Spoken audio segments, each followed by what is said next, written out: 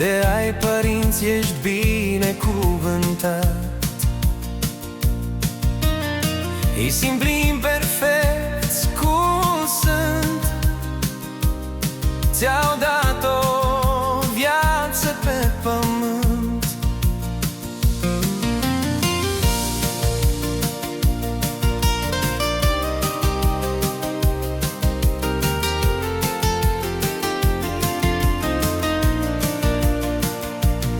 Ei au luptat în fiecare zi să ai mâncare, haine, dar mai ales un strai. Ce este omenia care tu o dai și care face vorba și cu fapta rai?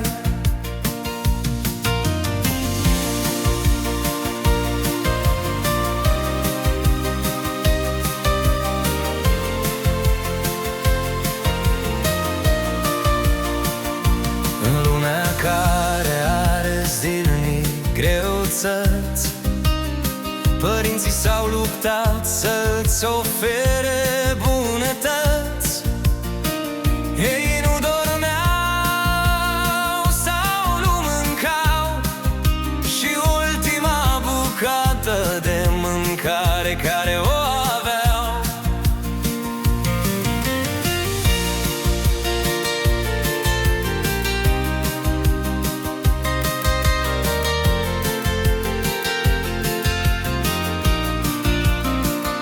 la fete sau băieți o împărțeau să crească pruncii mari și tari, să ajungă oameni simpli, gospodari, dorind ei bine chiar și la dușmani.